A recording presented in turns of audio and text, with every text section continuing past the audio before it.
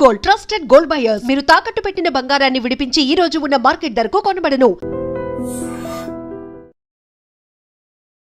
Welcome to iDream media.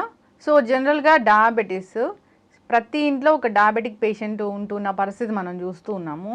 అయితే diabetes అనేది ఎందుకు ఇంతలా పెరిగిపోయింది, రాకుండా జాగ్రత్తలు ఏం తీసుకోవాలి, వస్తే మనం ఫుడ్ ద్వారా దీన్ని కంట్రోల్ చేసుకోవచ్చా, రివర్స్ చేసుకోవచ్చా, తగ్గించుకోవచ్చా, జాగ్రత్తలు ఏం తీసుకోవాలి, పూర్తి వివరాలు తెలుసుకుందాం. మనతో పాటు ప్రముఖ nutritionist and fitness coach Lakshminarayana గారు ఉన్నారు.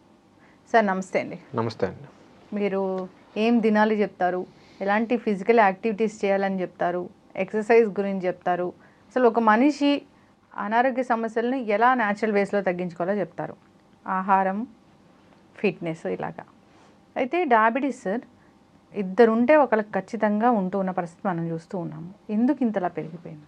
సో మనకి డయాబెటీస్ ఇంతకు ముందుతో పోల్చుకుంటే ఇప్పుడు ఎందుకు పెరిగిందంటే, ఇంతకు ముందుతో పోల్చుకుంటే మన ఆహార విధానాలు చాలా కంప్లీట్గా చేంజ్ అయిపోయినాయి.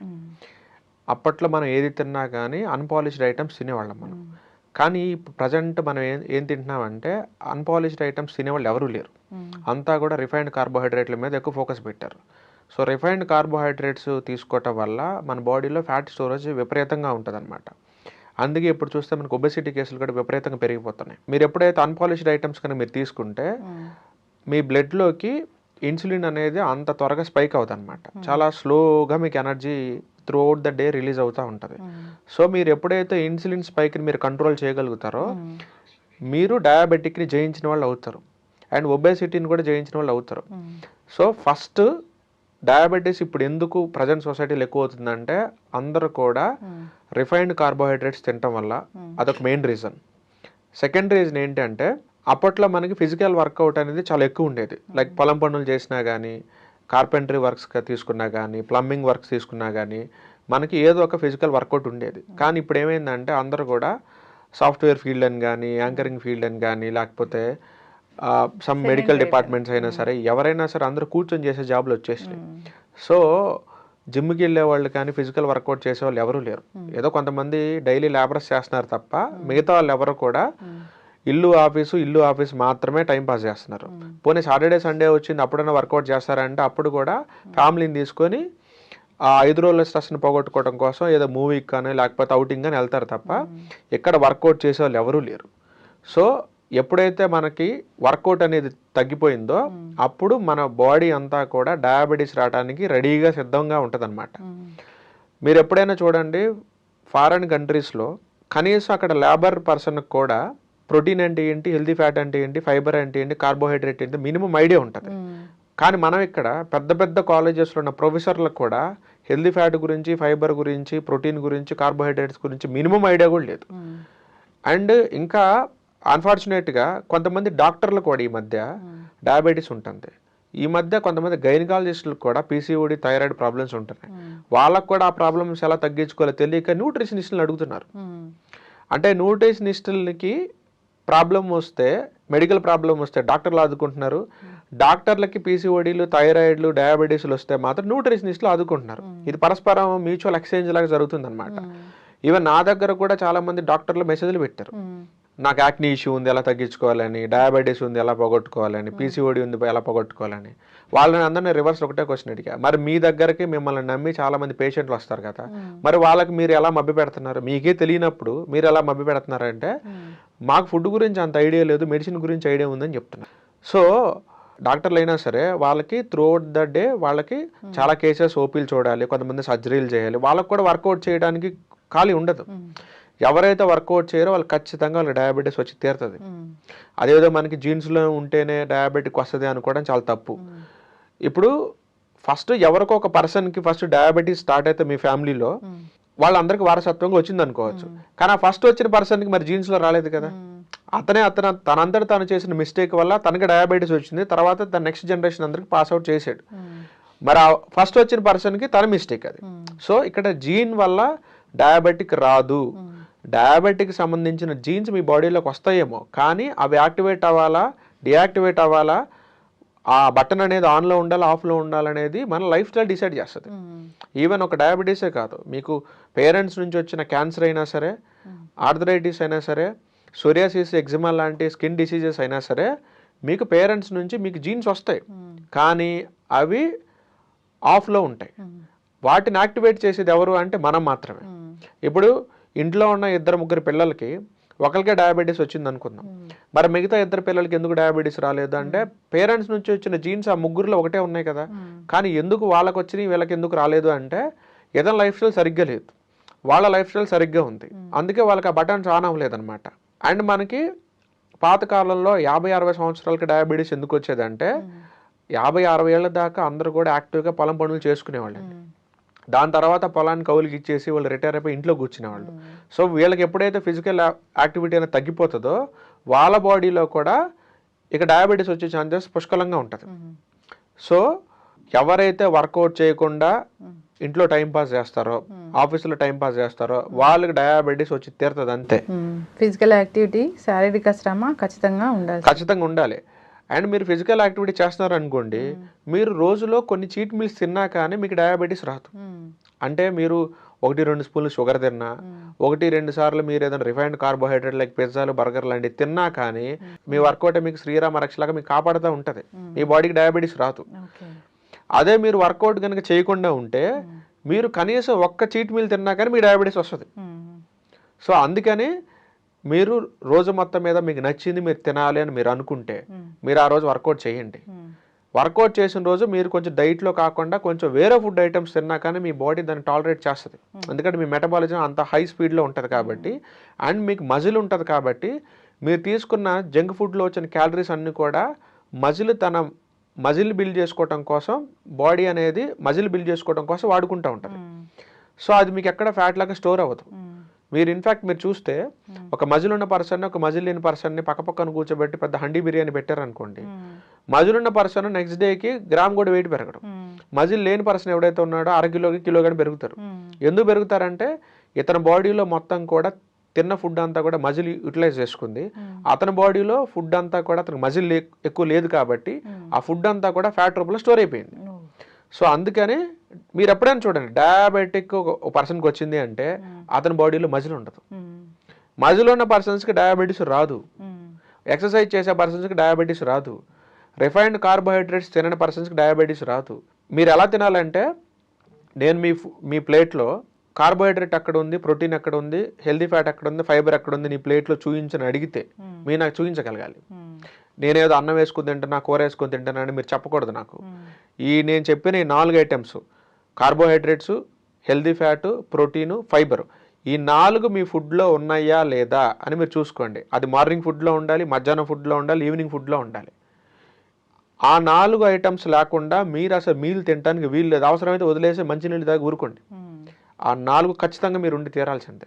సో మీరు హెల్దీ ఫ్యాట్ ఐటమ్స్ ఏంటనేది ఒక లిస్ట్ ఒకటి పెట్టుకోండి, ప్రోటీన్ ఐటమ్స్ ఏదైతే ఉన్నాయో లిస్ట్ పెట్టుకోండి, ఫైబర్ ఐటమ్స్ ఏవైతే ఉన్నాయో లిస్ట్ పెట్టుకోండి, కార్బోహైడ్రేట్స్ ఏమైనా లిస్ట్ పెట్టుకోండి. అందులో ఒక ఐటమ్, ఇందులో ఒక ఐటమ్, ఇందులో ఒక ఐటమ్, అందులో ఒక ఐటమ్ తీసేసుకొని మీరు ఫుడ్ ప్రిపేర్ చేసుకోవాలి. అలా చేస్తే మీకు జీవితంలో డయాబెటీస్ రాదు. మార్నింగ్ మీరు ఇడ్లీ తీసుకున్నారు, అందులో చట్నీ వేసుకుని తిన్నారు, మీకు కార్బోహైడ్రేట్స్ వచ్చింది, మరి అందులో ప్రోటీన్ మిస్ అయిందా, హెల్దీ ఫ్యాట్ మిస్ అయిపోయిందా, ఫైబర్ మిస్ అయిపోయిందా?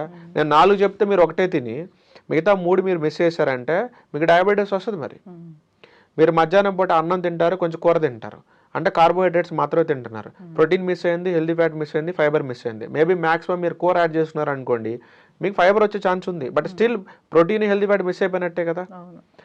పోని నెయ్యి వేసుకున్నారు అనుకోండి, హెల్దీ ఫ్యాట్ కూడా కవర్ చేసుకున్నారు, మళ్ళీ ప్రోటీన్ మిస్ అయిపోయింది కదా.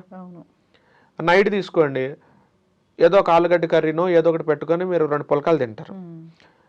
సో ఇక్కడ మీరు కార్బోహైడ్రేట్లు తింటున్నారు. పోనీ హోల్ వీట్ పుల్కాలు తిన్నారు అనుకోండి, కార్బోహైడ్రేట్తో పాటు ఫైబర్ కూడా వచ్చింది అనుకుందాం మీకు, మరి స్టిల్ మీకు ప్రోటీన్ మిస్ అయింది, హెల్దీ ఫ్యాట్ మిస్ అయింది. పోనీ అక్కడ మీరు 2 గుడ్లు పెట్టుకున్నారు అనుకోండి, ప్రోటీన్ కవర్ చేశారు, మరి హెల్దీ ఫ్యాట్ అక్కడికి పోయింది. సో ఇలాగా మీరు 4 ఐటమ్స్ మీ ఫుడ్లో లేకుండా మీరు తిన్నారా, మీకు డయాబెటీస్ వచ్చినట్టే. సార్, డయాబెటీస్ వచ్చింది అంటే దాన్ని ఎట్లా రివర్స్ చేస్తారు? డైట్తో తగ్గించుకోవచ్చు, రివర్స్ చేయొచ్చు అని చెప్తూ ఉంటారు కదా. అసలు ఏం తింటే తగ్గుతుంది, ఏం తింటే రివర్స్ అవుతుంది? యాక్చువల్గా మనకి ఇక్కడ డయాబెటీస్లో టైప్ 1, టైప్ 2 డయాబెటీస్ 2 ఉంటాయండి. సో మనకు వచ్చిన డయాబెటీస్ ఏదైనా మనకు తెలిస్తే దానికి తగ్గించడం కూడా అంతే ఈజీ ఉంటుంది మనకి. యూజువల్గా మనకు వచ్చే 90% కేసెస్ అన్నీ కూడా టైప్ 2 డయాబెటీస్ నుంచి వస్తాయి. యూజువల్గా టైప్ 1 డయాబెటీస్ అప్పట్లో మనం ఎక్కువ కూడా చిన్నపిల్లలు చూసేవాళ్ళం. 4 సంవత్సరాలు దాటిపోయిన పిల్లల నుంచి టైప్ 1 డయాబెటీస్ స్టార్ట్ అయ్యేది. టైప్ 2 డయాబెటీస్ అనేది మన లైఫ్ స్టైల్ సరిగ్గా లేకుండా మన తప్పుల ద్వారా మనం తెచ్చుకున్న మిస్టేక్స్ వల్ల మనకి టైప్ 2 డయాబెటీస్ వస్తుంది. టైప్ 1 అనేది మన మిస్టేక్స్ వల్ల రాదండి. మనకి కొన్ని ఆటో ఇమ్యూన్ ఇష్యూస్ ఉండటం వల్ల, అలాంటి డిజార్డర్స్ వల్ల, పేరెంట్స్ నుంచి వచ్చిన జీన్స్ వల్ల కానీ, మన బాడీలో జరిగిన వైరస్ అటాక్ వల్ల కానీ మనకి ఆటో ఇమ్యూన్ ఇష్యూస్ వస్తూ ఉంటాయి. సో దానివల్ల మనకి టైప్ 1 వస్తుంది. సో దాంట్లో మన మిస్టేక్ ఏ ఉండదు అక్కడ. టైప్ 2 అనేది ప్యూర్లీ మనం చేసే మిస్టేక్ వల్ల వస్తుంది. అందుకే మోస్ట్ ఆఫ్ ది కేసెస్ అన్నీ కూడా మన బయట టైప్ 2 డయాబెటీస్లో ఉంటుంటాయి. టైప్ 2 డయాబెటీస్ కేసులో ఏం జరుగుతుంటుందంటే, మన ప్యాంక్రియాస్ అనేది సరిపోయినంత ఇన్సులిన్ని ప్రొడ్యూస్ చేస్తూ ఉంటుంది. కానీ ఆ ఇన్సులిన్ తీసుకోవడానికి మన సెల్స్ రెడీగా ఉండవు.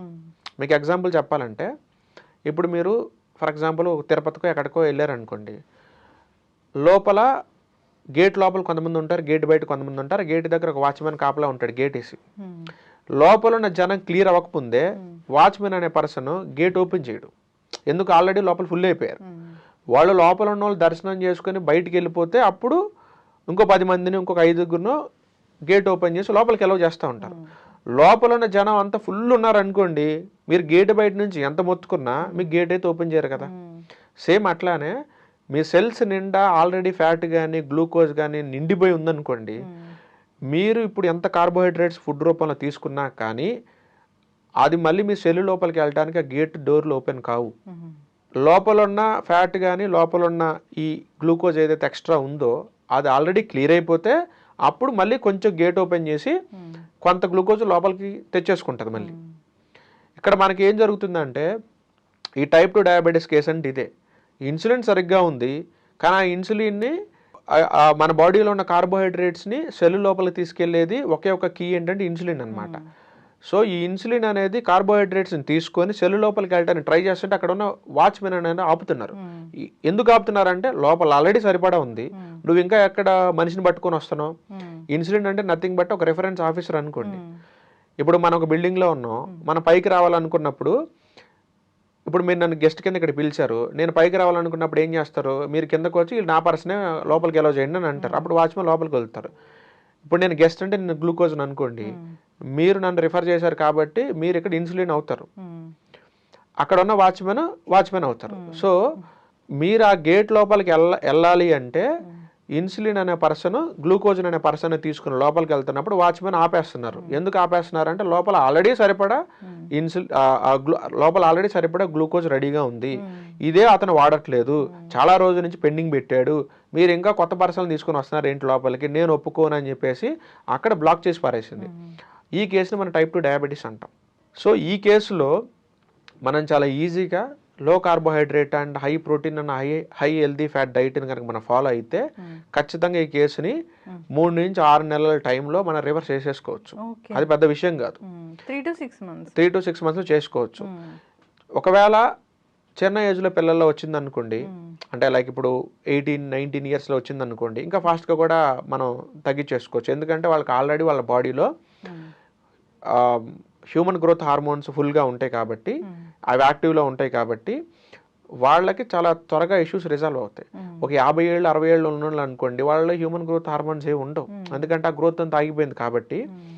సో అలాంటి వాళ్ళకి కొంచెం టైం పడుతుంది, ఇంకొక 4-5 నెలలు టైం ఎక్కువ పడుతుంది. బట్ అందరికీ పాసిబులే. Within 1 year down the లైన్లో మన ఇష్యూస్ అని క్లియర్ చేయొచ్చు టైప్ 2 డయాబెటీస్లో అయితే. టైప్ 1 డయాబెటీస్లో ఏం జరుగుతుందంటే, మన ప్రమేయం లేకుండా మన ప్యాంక్రియాస్లో ఉన్న బీటా సెల్స్ని మన ఓన్ ఇమ్యూనిటీని డ్యామేజ్ చేస్తూ ఉంటుంది.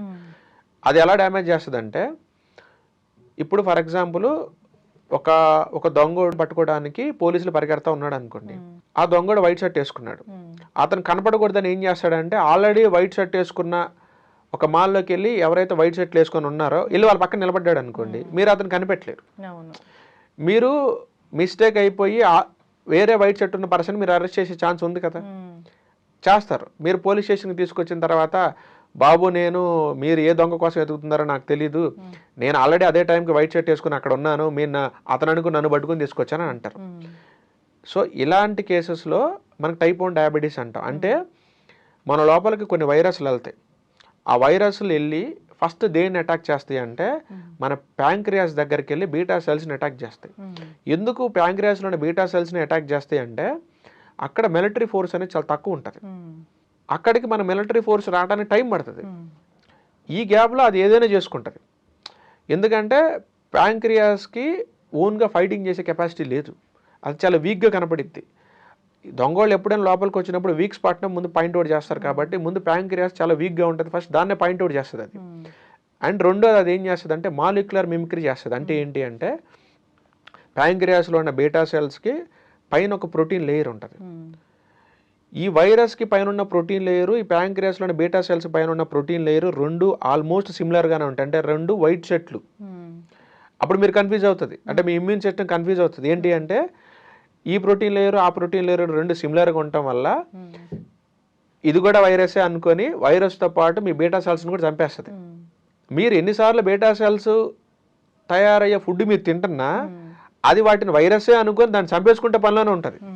సో మీకు ఎప్పటికీ బీటా సెల్స్ మీ బాడీలో ఉండవు ఇంకా. సో ఈ కేసుని మీరు టైప్ 1 డయాబెటీస్ అంటారు. అందుకే ఇలాంటి కేసెస్లో కొంచెం టైం ఎక్కువ పడుతుంది అండ్ రివర్స్ కూడా అవుతుంది, బట్ టైం ఎక్కువ పడుతుంది. అండ్ మీ ఇమ్యూన్ సిస్టమ్కి మీరు క్లియర్గా చెప్పాలి, అది కూడా మీరు డైట్ ద్వారానే పాసిబుల్ అవుతుంది. అంటే ఎక్కడ వినలేదు అసలు టైప్ 1 తగ్గుతుంది అనేది, ఆ డైట్లలోనే వింటాము. కాకపోతే ఈ టైప్ 1లో కూడా ఇంకొక కేసు ఉంటుందండి, సబ్ కేసు ఉంటుంది. దాన్ని టైప్ 1 డయాబెటీస్లోనే మనకి కీటో ఎసిడోసిస్ అని ఒక కేసు ఉంటుంది. అంటే ఏంటంటే ఇప్పుడు మనం బాడీలో మనం ఎప్పుడు కూడా గ్లూకోజ్ డైట్ ఫాలో అవుతున్నాం అనుకోండి, మనకి యూరిన్ టెస్ట్ చేస్తే గ్లూకోజ్ రావాలి, కీటోన్స్ రావు, ఎందుకంటే మనం కీటో డైట్ చేయట్లేదు కాబట్టి. కానీ ఈ కీటో ఎసిడోసిస్ అనే కేసులో ఏం జరుగుతుందంటే వాళ్ళు గ్లూకోజ్ డైట్ ఫాలో అవుతున్నా కానీ వాళ్ళకి యూరిన్ టెస్ట్ చేస్తే ఆ యూరిన్లో కీటోన్స్ కనపడితే గ్లూకోజ్ కూడా కనపడుతుంది. పోనీ ఒకవేళ పొరపాటున వాళ్ళు కీటో డైట్ చేశారనుకోండి, వాళ్ళ యూరిన్లో ఓన్లీ కీటోన్స్ మాత్రం కనపడాలి, కానీ కీటోన్స్ కనపడితే గ్లూకోజ్ కూడా కనపడుతుంది.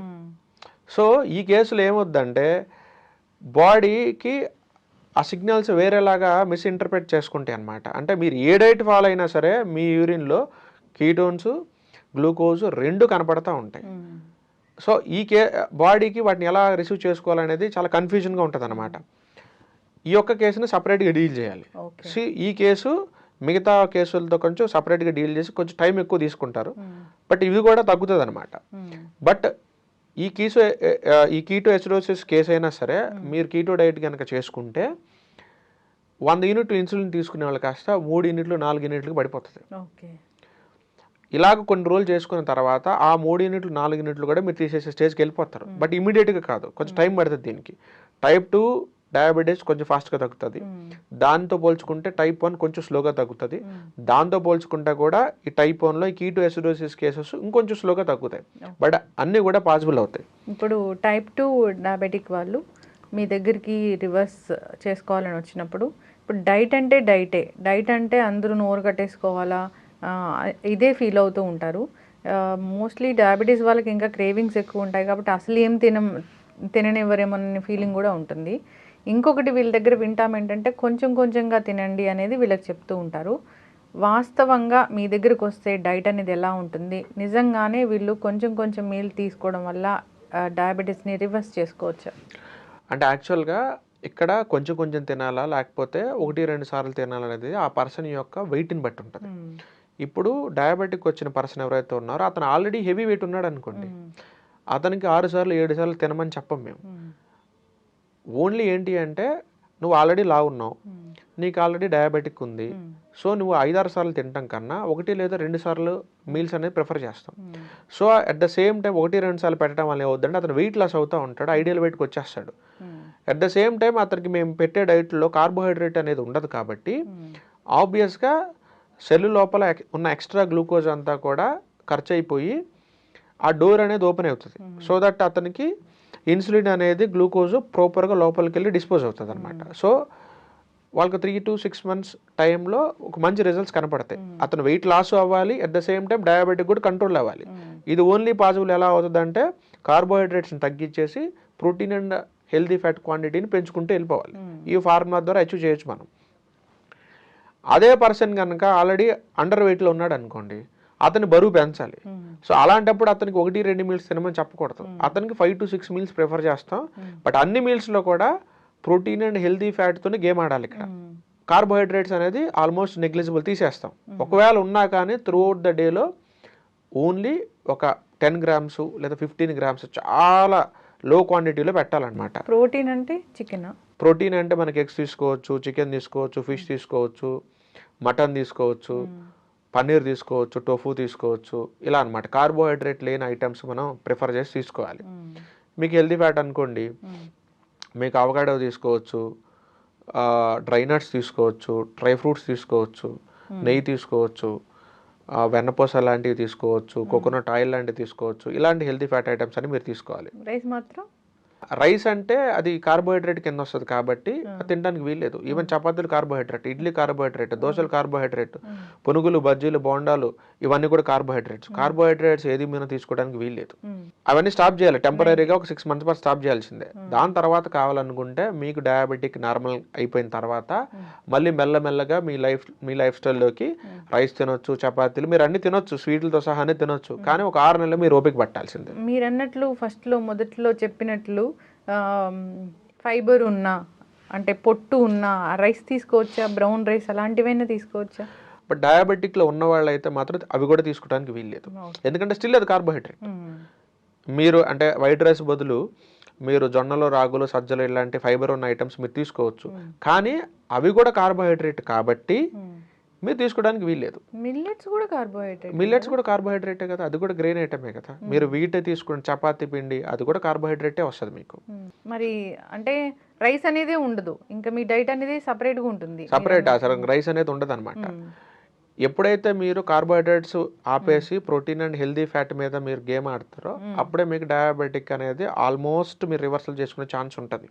అండ్ వీళ్ళకి 4 లీటర్లు 5 లీటర్ల నీళ్ళు తాగమని అడ్వైజ్ చేస్తాం. ఎందుకంటే డయాబెటిక్ కేసెస్లో పేషెంట్లందరిని కూడా స్టడీ చేస్తే ఎలా ఉంటారంటే వాళ్ళు ఆల్మోస్ట్ 1 లీటర్న్నర నీళ్ళు మాత్రమే తాగుతారు. ఎవరు కూడా నేను 4 లీటర్ నీళ్లు తాగుతానండి అయినా నాకు డయాబెటీస్ వచ్చిందని ఇంతవరకు చెప్పిన వాళ్ళు ఎవరూ లేరు. నేను రోజు ఎక్సర్సైజ్ చేస్తానండి కానీ డయాబెటీస్ వచ్చిందని చెప్పిన వాళ్ళు ఒక్కళ్ళు లేరు. నేను రోజు సజ్జలో, రాగులు, అరికెలు, ఓదులు, అండుకూరలు లాంటివి తింటానండి, ప్రోటీన్ ఐటమ్ బాగా తింటానండి, నట్స్ కూడా రోజు బాగా తింటానండి, అయినా నాకు డయాబెటీస్ వచ్చిందని చెప్పిన వాళ్ళు మార్కెట్లో ఎంతవరకు లేరు. డయాబెటీస్ ఒక పర్సన్కి రావాలంటే అతను నీళ్లు తక్కువ తాగాలి, అతను స్లీప్ సైకిల్ అనేది చాలా ఘోరంగా ఉండాలి, ప్లస్ తిన్న ప్రతిసారి కూడా అతనికి ఫుల్లీ కార్బోహైడ్రేట్ ఉన్న ఐటమ్స్ మాత్రం అతను తినాలి. అతను ఎక్సర్సైజ్ అనేది అసలు చేయకూడదు. నీళ్ళు కూడా మ్యాటర్ అవుతుంది. ఎక్సర్సైజ్ అనేది అసలు చేయరు. సో ఇలాంటి పర్సన్స్కి ఎక్కువ మన డయాబెటీస్ వస్తూ ఉంటాం. ఎక్సర్సైజ్ చేయరు అంటే మనము హోమ్ మేకర్స్, అమ్మ ఇలాంటి వాళ్ళని చూస్తాం అనుకోండి. జనరల్గా వాళ్ళు ఇంట్లో పనులు చేస్తారుగా, దాని ఫిజికల్ యాక్టివిటీ అనమా? అసలు ఇంట్లో చేసిన పనులు ఏదైతే ఉన్నాయో, హౌస్ హోర్స్ ఏదైతే ఉన్నాయో వాడిని అసలు వర్కౌట్ కింద కౌంట్ చేయకూడదు. అవి వర్కౌట్ కాదండి. వర్కౌట్ అంటే ఏంటంటే ఒక మజిల్ పార్ట్ని రిపిటేటివ్గా ఒక 10 times కానీ 15 times కానీ 20 times కానీ మీరు రిపిటేషన్ తోటి పంపప్ చేయాలి. మీరు లైక్ ఇప్పుడు మీరు గుంజీలు తీశారనుకోండి, కూర్చొని లేవటం చేస్తారు. 20 సార్లు వేసినప్పుడు మీకు తొడల దగ్గర కానీ మోకాళ్ళ దగ్గర కానీ సర్టెన్ ఒక లోడ్ పడుతుంది. అప్పుడు మీకు అక్కడ ఉన్న మజిల్ అనేది ఒక బర్నింగ్ సెన్సేషన్ వచ్చింది, దాని వర్కౌట్ అనాలి. మనం అక్కడ రిపిటేషన్ అనేది లేదు. ఇప్పుడు అంట్లు కడుగుతాం, అందులో రిపిటేషన్ ఏం లేదు. గరటి తిప్పుతాం, అందులో రిపిటేషన్ అనేది లేదు. మీకు వర్కౌట్ అంటే ఏం జరగాలి, ఎంటైర్ బాడీ జరగాలి. మీరు అంట్లు తోమినప్పుడు మీకు ఓన్లీ 4 hands మాత్రం కదులుతాయి, గరటి తిప్పినప్పుడు 4 hands కదులుతాయి. మరి కాళ్ళ సంగతి ఏంటి, పొట్ట సంగతి ఏంటి, వెనక వీపు సంగతి ఏంటి? సో ఇవన్నీ బాడీ పార్ట్లు కదలవు కదండి. ఒక పర్టికులర్గా రిస్ట్ ఒకటే తిప్పేసి నాకు వర్కౌట్ అయిందని మనం చెప్పకూడదు. అండ్ మనం వాషింగ్ మిషన్లో బట్టలు వేసుకుంటాం, దానికి ఫిజికల్ వర్కౌట్ లేదు. ఏ ఐటమ్ అయినా ఫ్రిడ్జ్ నుంచి తీసుకొని తింటాం, దానికి ఉండదు. మనం ఇంట్లో గ్రైండర్లు వాడుకుంటాం, దానికి ఫిజికల్ వర్కౌట్ ఏం లేదు. మనకు వర్కౌట్ ఎక్కడ ఉంటుందిరా అంటే ఎప్పుడో వీక్లీ ఒకసారి ఇల్లు ఊడ్చుకుంటూ ఉంటాం. ఆ ఒక్క ఊడ్చినప్పుడు కూడా ఏంటి, మనం చాలా పెద్ద చీపుర్లో వాడుకుంటాం కాబట్టి అది కూడా రిస్ట్ ఒకటే కదులుతుంది మనకి. సో ఇది వర్కౌట్ కింద మనం కౌంట్ చేయడానికి లేదు.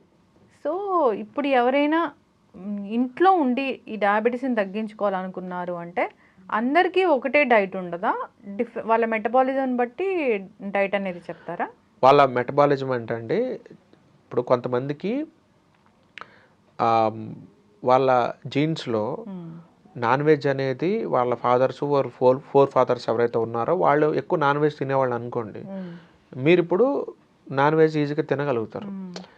ఇప్పుడు ఫర్ ఎగ్జాంపుల్ బ్రాహ్మిన్స్ అనుకోండి, వాళ్ళకి డయాబెటిక్ వచ్చింది.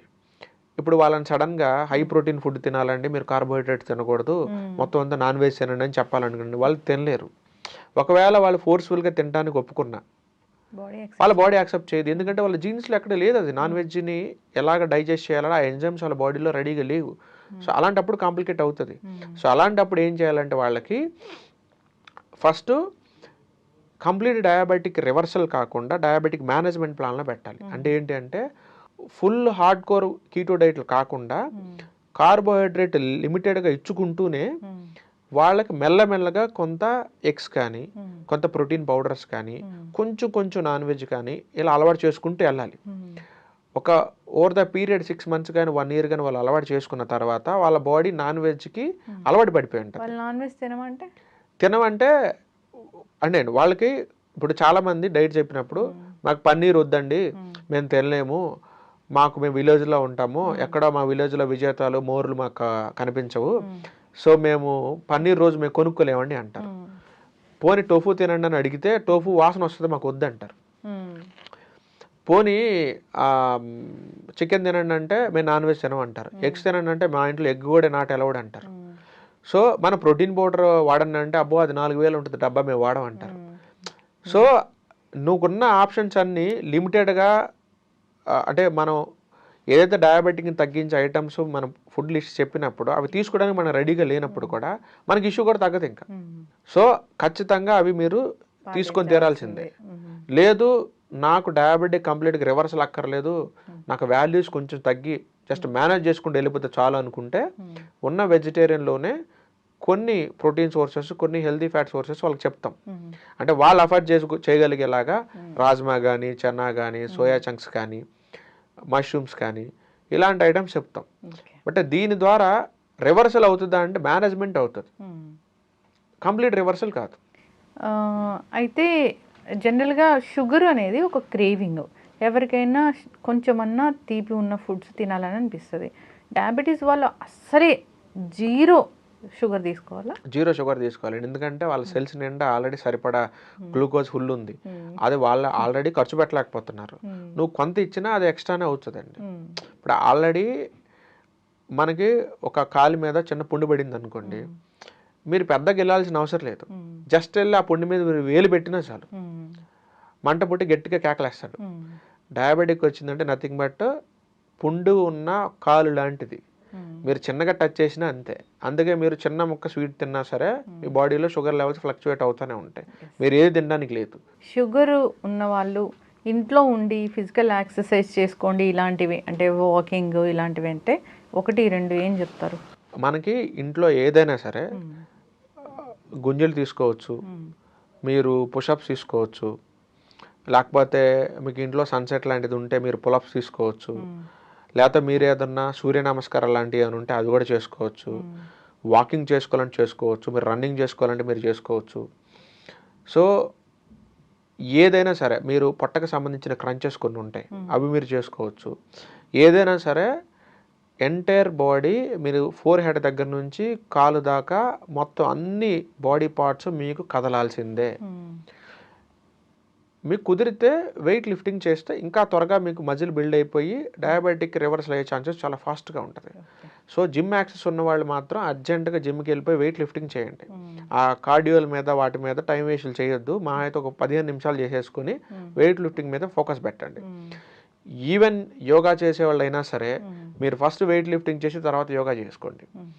మీరు స్విమ్మింగ్ చేసేవాళ్ళైనా సరే వెయిట్ లిఫ్టింగ్ చేసిన తర్వాత చేసుకోండి. ఏరోబిక్స్ చేసినా, జూంబా చేసినా, వాకింగ్ చేసినా, రన్నింగ్ చేసినా సరే మీరు వెయిట్ లిఫ్టింగ్ చేసి తిరాల్సిందే.